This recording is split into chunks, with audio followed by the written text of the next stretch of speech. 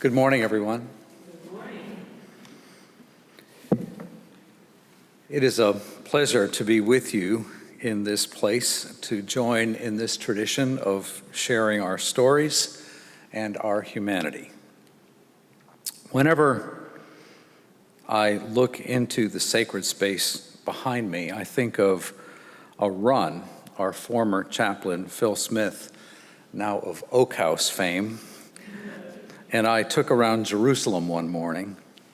We were awestruck by the beauty of the early morning light on the Jerusalem limestone walls of the city, and decided that this stone had to be featured in the Newman Lumen Pavilion we were planning. I hope you enjoy its warmth, as I do. I think the stories that shape our lives are as much about the people who walk alongside us on our journeys as they are about us, don't you? Their stories meet our stories, and we are changed. By far, the most important lessons I learned in my life were during my youth, from my earliest rememberings to leaving home to go to college. I remember this as a time of my life filled with quite a bit of tension, a fair amount of heartbreak, and a dash of chaos.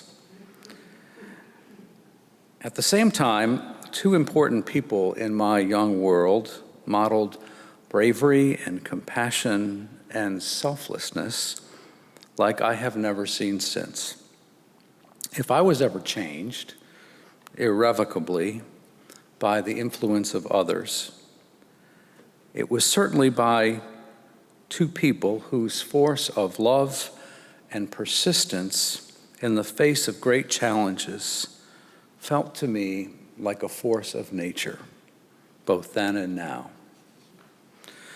The first hero of my story is my mother, who's one of the most extraordinary people I have ever known. A first-generation French-speaking American, my mom was the valedictorian of her high school graduating class who went to work at age 16 as a stenographer in a paper mill. My mother's heroism is intertwined with the story of my big sister, Louise. At 3 years of age, Louise began to have uncontrollable epileptic seizures, sometimes as many as 40 per day.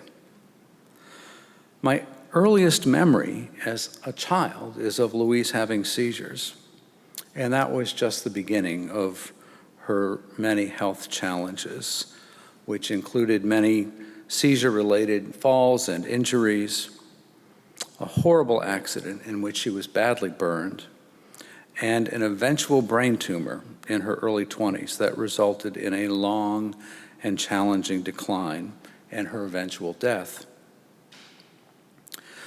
Someday, you may meet people like my mom who become their most extraordinary selves, superhuman beings, after being confronted with a life-changing challenge.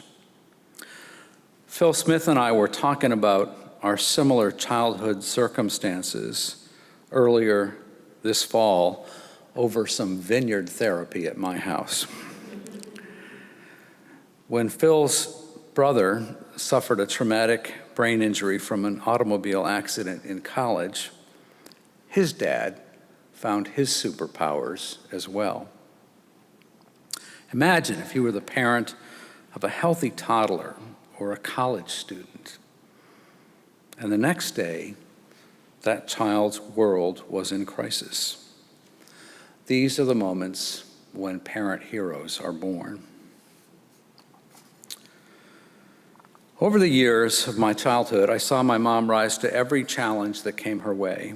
She became an expert in managing medications, understanding Louise's complex medical issues, providing constant, compassionate care, and for a long time, keeping faith that things would get better.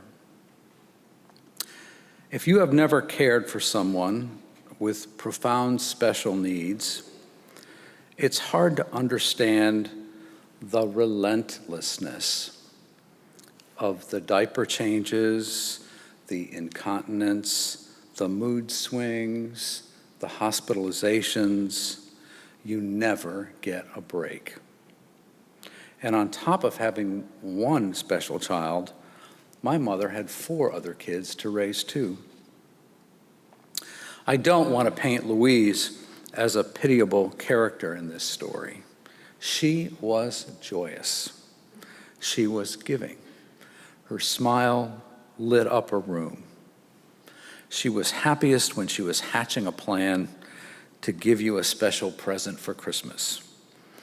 She had amazing strength and perseverance. As a child, I was acutely aware that our family was different, especially in the 50s and 60s, when attitudes about children with special needs were medieval compared to today. But as an adult, I came to realize how much I was changed by the heroes in my family story. My mother taught me what encouragement and compassion look like. In our house, my mother was a force in encouraging us to believe in ourselves, to be our best, to understand that her love for us was unshakable. So given the sometimes unpredictable environment in which we lived, there was also a confidence instilled in us that our futures and lives would be rich and full, well beyond the boundaries of a tiny house with 1 bathroom shared by a family of 7. I believe the first time my mother ever set foot on a college campus was for my college graduation. And yet she managed to raise a college president, the CEO of a public relations company in Manhattan, a very talented special education teacher, and an engineer. The first time she ever saw Maynard House, she announced she would need a map to find her way around. My sister Louise taught me what grace looks like.